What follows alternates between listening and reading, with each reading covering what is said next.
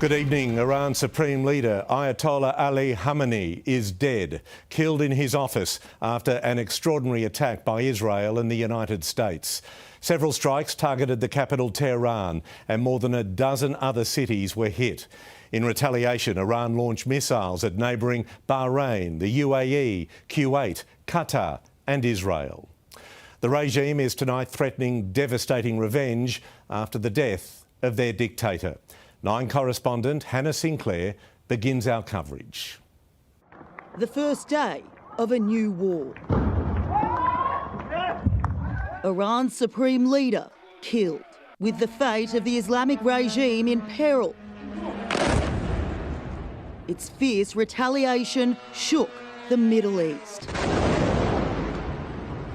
The full firepower of the US and Israel alliance unleashed on Iran.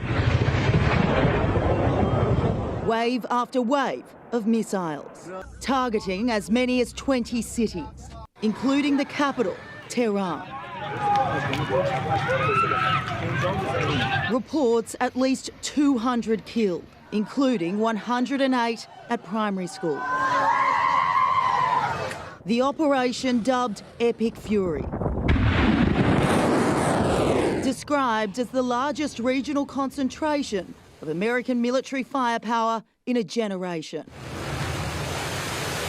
200 Israeli jets were involved in the strikes, the largest military flyover in its history, claiming more than 500 targets were hit. A massive and ongoing operation to prevent this very wicked, radical dictatorship from threatening America and our core national security interests. To the great, proud people of Iran, bombs will be dropping everywhere. When we are finished, take over your government. It will be yours to take. The US president announcing the demise of the nation's supreme leader, with the words, Khamenei, one of the most evil people in history, is dead. Ayatollah Khamenei was responsible for the regime's ballistic missile and nuclear program and its brutal acts of violence and intimidation against its own people. He was responsible for orchestrating attacks on Australian soil. His passing will not be mourned. Iran vowed the response would be crushing, and it was. Israelis scrambling to bomb shelters in the face of non-stop fire. This missile evading the Iron Dome and slamming into Tel Aviv. Why? One person was killed and at least 22 others injured. Other civilians caught in the crossfire as the regime targeted American assets in the Gulf. Bahrain, Jordan, Kuwait, Qatar and the UAE. That is the Fairmont Hotel in Dubai. The famous hotel, one of several structures hit by debris. Another aerial interception of a missile, leaving the Burj Al Arab Hotel ablaze. One person has died and 7 have been injured at Abu Dhabi's Zayed Airport. 4 more wounded at the international terminal in Dubai. Bahrain International Airport damaged by a drone. The strikes rattling a part of the region long seen as an oasis of stability. Donald Trump says this could have been avoided. The bombardment coming amid stalled nuclear talks.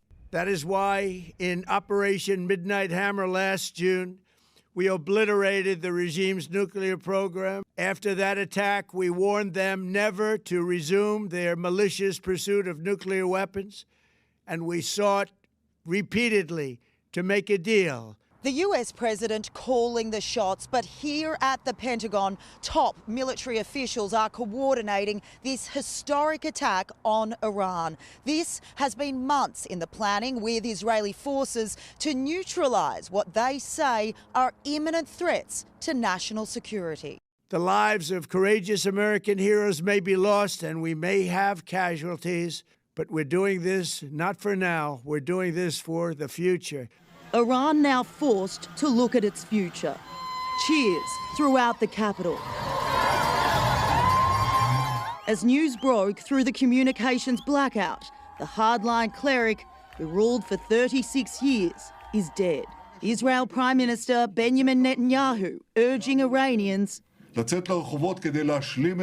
out to the streets to complete the task and overthrow the regime of horrors that is embittering your lives. Iran is tonight warning this great crime will never go unanswered and that a severe, decisive and regret-inducing punishment is coming. In Washington, D.C., Hannah Sinclair, 9 News. And 9 correspondent Hannah Sinclair is in Washington, D.C. for us tonight. Hannah, the US president has just changed the course of history in the Middle East.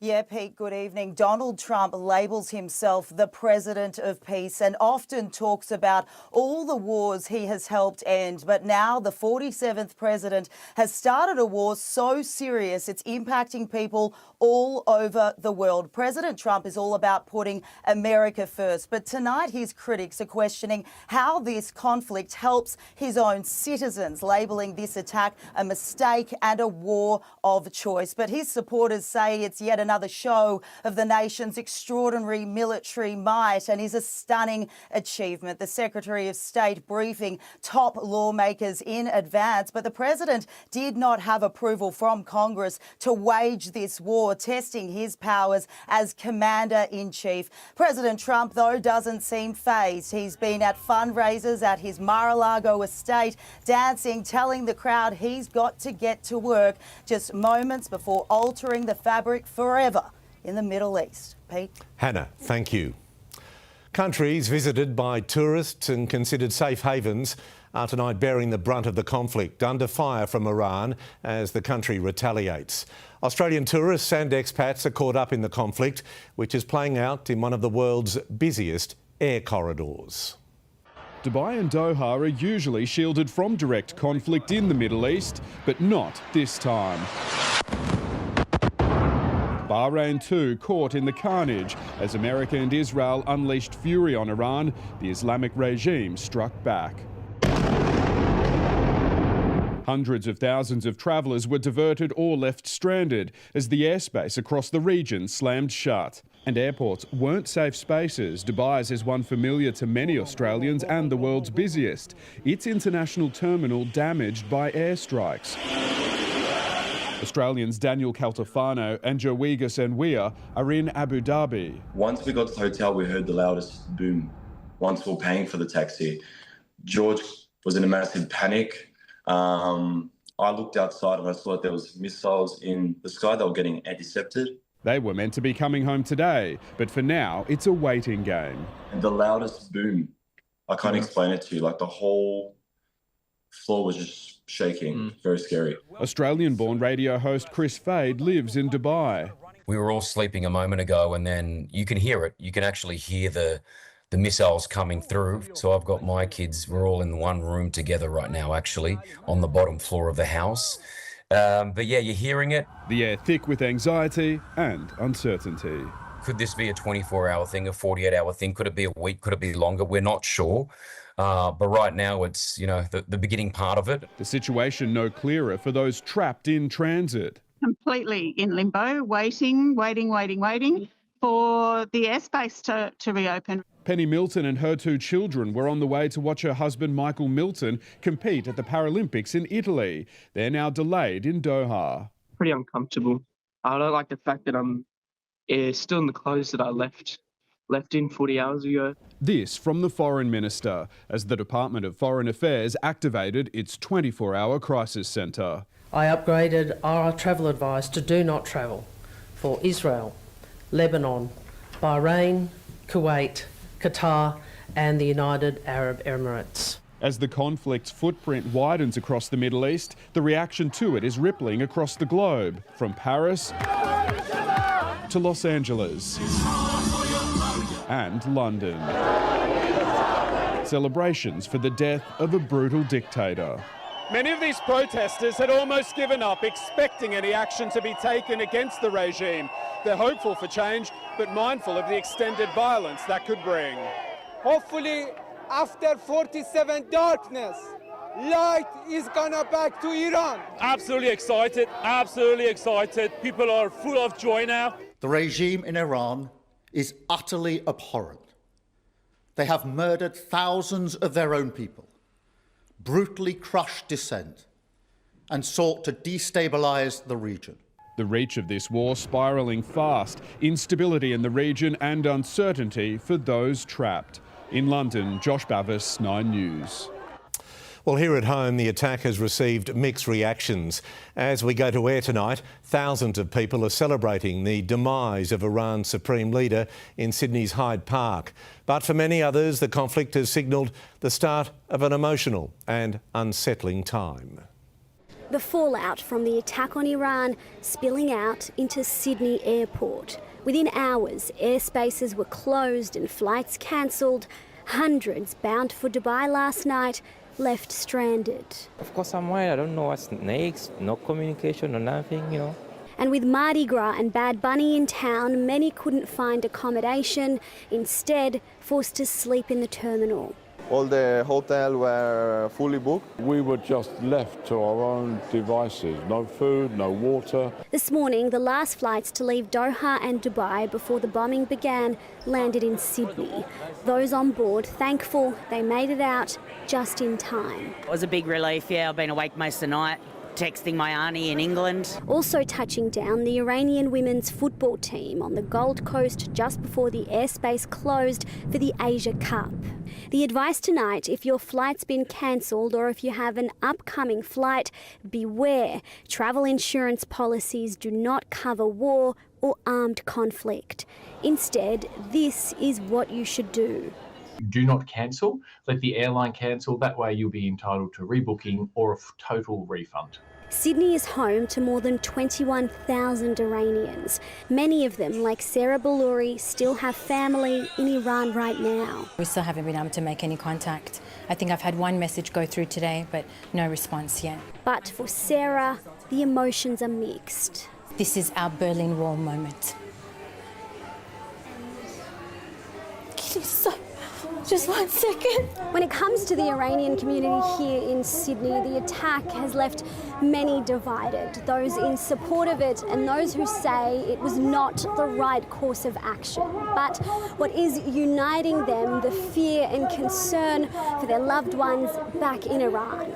A group against the attack gathering this afternoon at Town Hall to protest. If they want to change the government of Iran, that is up to the Iranian people. While another in support met at Hyde Park to celebrate. It's been 47 years we've been waiting for this day. It's like emotional, really emotional. Massilia Eiley, 9 News. Pete, if you're struggling to hear us, that's because the crowd here at Hyde Park this evening has grown to up to 20,000 people. The people here tell us that for months they've been coming out to protest against the regime, and tonight is a celebration. We've seen people crying, laughing, chanting, dancing, holding up signs that say "Make Iran Great Again" and "Thank you, Donald Trump," for what they're calling their day of freedom, Pete. OK, Massilia Eiley, we'll leave you there in Hyde Park. Thank you. Let's go to Canberra now and our political editor, Charles Croucher. Charles, good evening. What's Australia's position in all of this? Yeah, evening, Pete. Australia's long-held insistence on international order and laws has been suspended, it seems, because of the evils coming from Tehran and the Ayatollah. Tonight, the government's focus will remain on keeping Australians in the area safe and getting them out when possible. With Iran firing indiscriminately, it would only take one of the thousands of Australians to be in the wrong place at the wrong time for this to escalate. When you throw in Australian troops on secondment with US fleets in the region, the risk is magnified. The length of this conflict will be determined by a leaderless and ruthless Iranian regime and a totally unpredictable American president. And the longer this conflict goes on, the harder it will be for Australia to stay on the sidelines. Charles, thank you. The death of Iran's supreme leader marks the end of a brutal, near 4-decade rule. On the streets of Iran, there are celebrations over Ali Khamenei's death. And tonight there's the potential for a seismic shift in the power dynamics of the Middle East.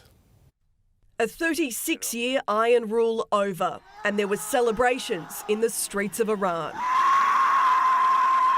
And tears on the TV as state-owned media announced the news Supreme Leader Ayatollah Ali Khamenei was dead.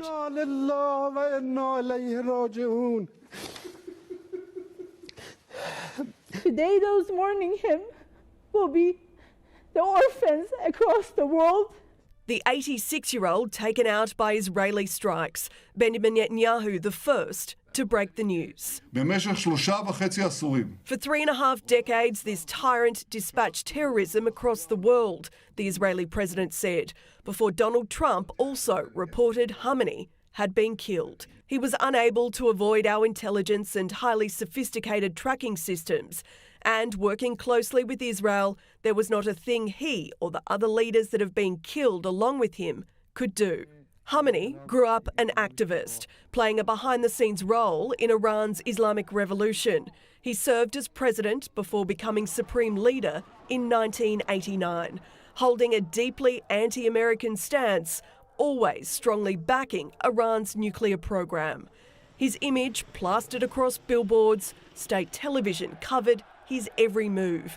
A generation of Iranians don't know life without him. There has only ever been 2 supreme leaders since the Islamic Revolution in 1979. The death of Khamenei plunges the Islamic Republic into crisis. There is no obvious successor, with the president and 2 other top officials to assume leadership duties temporarily. So many uncertainties here.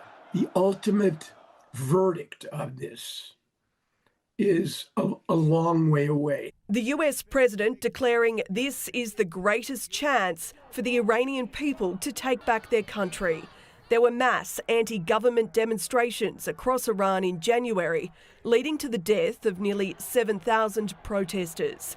And while the US are now calling for an uprising, Iran is vowing revenge. And revenge is coming after Trump, after everybody who facilitated this assassination. He will pay the ultimate price. Jessica Maward, 9 News.